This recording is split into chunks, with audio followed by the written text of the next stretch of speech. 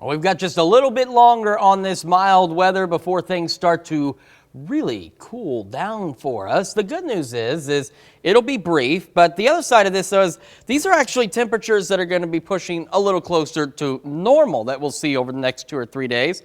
Right now, 7th range line, you can see we still have sunshine out there, but you can also see the cloud cover beginning to increase across the area. So as promised, we will start to get mostly cloudy and then eventually just plain old cloudy.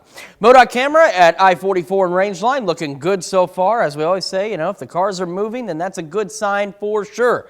We are nice and warm though. Another decent day out there. We have partly cloudy skies for the time being. 61 in Joplin with a north-northeast breeze at 7. And that's not the only warm spot. We're all doing pretty good. We're 59 in Monette and Carthage, 58 in Neosho, 54 in Nevada, 60 Chanute, 59 Parsons in Pittsburgh and Miami, and up to 62 in Chatopa right now.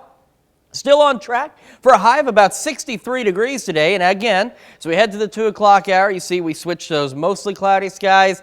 And then after that, we start dipping into just plain old cloudy skies. But check out these temperatures even through 8 o'clock. Still not too bad out there. And if you're planning an evening out, it's going to stay decent up until about, say, 9 o'clock, 10 o'clock, and that's when we're going to start to see some light rain showers move in. Now, between 10 and 11, we're still warm enough that this is going to be rain-type precipitation that's going to start building in, but that will change as the evening progresses. In fact, we're going to drop back down to a low of 35. Now, some of us to the south are going to be a little bit warmer than that. Some of us to the north are going to be a little bit colder than that, but 35 is about the average here. So because of this temperature swing, we're looking at that possibility of some light rain, perhaps a light wintry mix, and perhaps some light snow. So let's talk about totals out of all of this. Now, we need the rain, but unfortunately, this system not carrying a ton of energy with it in terms of the precipitation department. As you can see,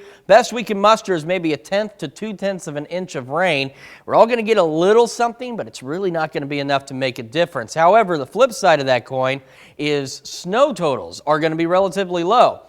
All of this white area, which is a good chunk of our region, could see a dusting up to possibly 1 inch. But on the average here, we're looking at best at a dusting of snow. Now, that said, that's still going to lead to slick spots on the road as we head into tomorrow morning, so do be cautious. This will really start getting going, like I said, about 10, 11 o'clock, and then we'll have it last through a good portion of the morning tomorrow before it'll eventually clear out.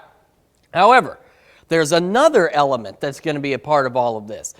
Wind gusts. As we head into early tomorrow morning, late tonight, early tomorrow morning, we start looking at wind gusts anywhere from 30 to possibly 45 miles an hour. It will stay breezy through the majority of Thursday. In fact, it won't really be until Friday early morning that the winds finally begin to calm down for us.